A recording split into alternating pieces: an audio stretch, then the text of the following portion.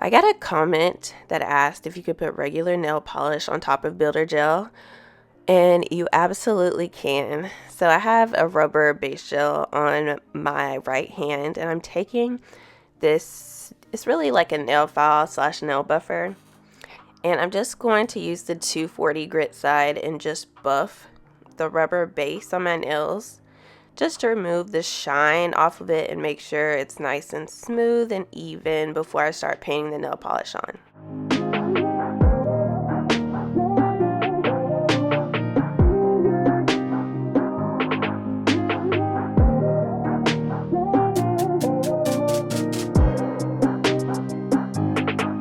So after I'm done buffing, I'm just going to be taking my Dap and Dish is filled with 70% alcohol and my cleanup brush, and I'm just going to brush off the excess dust off my nail. I did take a lint-free wipe and wipe first to remove the dust particles. Then I'm taking this alcohol to make sure there's no more dust left on the nail because I don't want it to get in the nail polish. So I waited about 5 minutes to make sure the rubbing alcohol was completely evaporated, and I'm taking a base coat. This is by ILNP, their base coat, and just applying it to all my nails to create that smooth surface. So the time I'm doing this video is October 2024, so I'm going to be doing a Halloween nail design. Actually a Halloween nail stamping design, because I haven't nail stamped in probably over a year. So I saw this design on Instagram that I wanted to recreate. I'm just going to use a nail stamping plate to do that.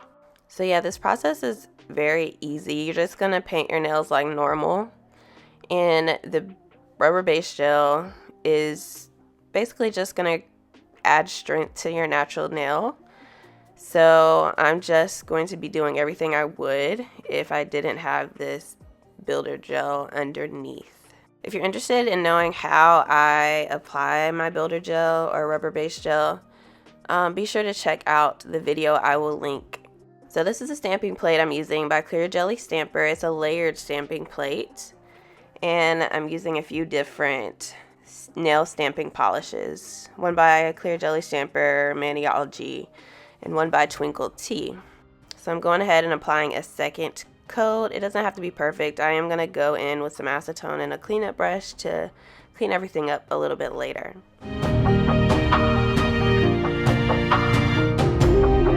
So if you're new to stamping or even new to layered nail stamping, I do have videos on how to do that as well. I will also tag them. Be sure to check those out because those are going to be more detailed than this video. I'm picking up the nail polish and I'm using the nail scraper to remove any excess that was picked up. I only want the pumpkin on my nail. And this nail stamper is also by Maniology. It's like my favorite nail stamper. It picks up everything. The great thing about layered nail stamping is you don't have to do the extra step of reverse nail stamping. You just stamp the nail design in layers and it creates this unique effect. I stamped the pumpkin. Now I'm stamping the face of the pumpkin.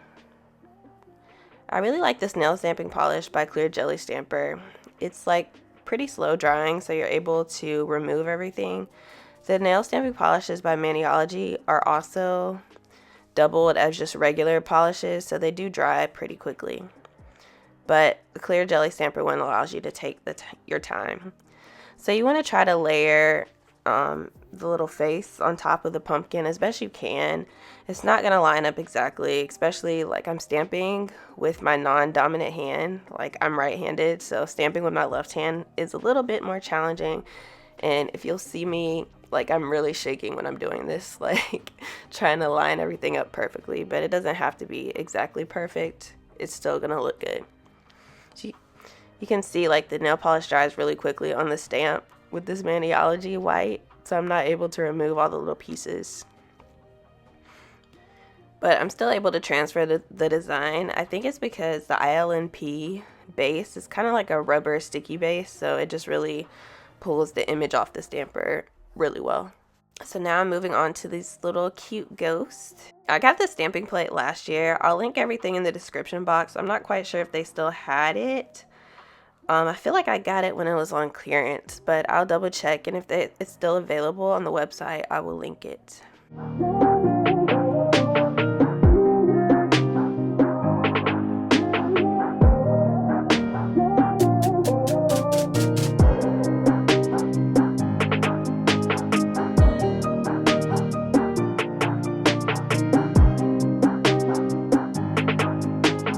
Alright, next I'm moving on to this bat design.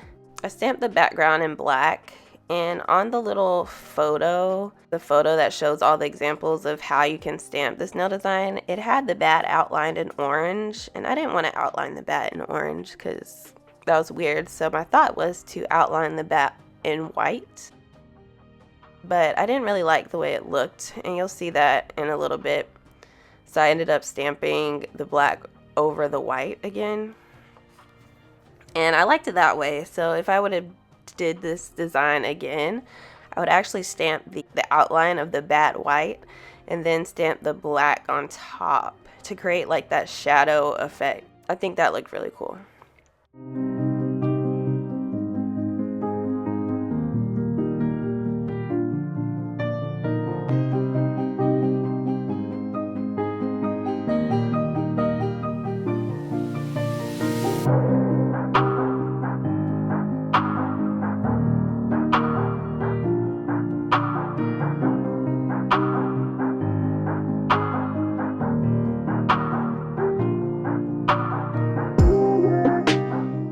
Alright, and lastly, I'm going to stamp this little skull, stamping the background in white, and then, of course, the face outlines in black.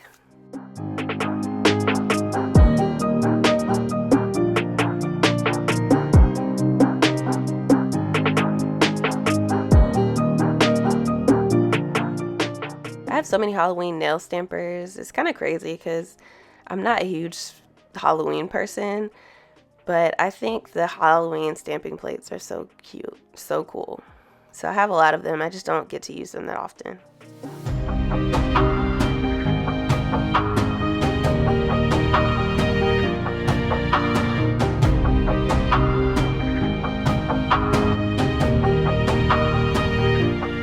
And this is the point I was telling you about earlier, that I stamped over the bat again with black just because I didn't like the way it looked.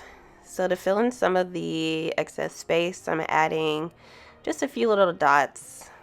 I wish I would have made these dots bigger, but again, I'm using my left hand, my non-dominant hand, to dot. I'm using my dotting tool to dot these on here, so I didn't want to mess it up by trying to make the dots a little bit bigger. So we have these tiny little mini star dots.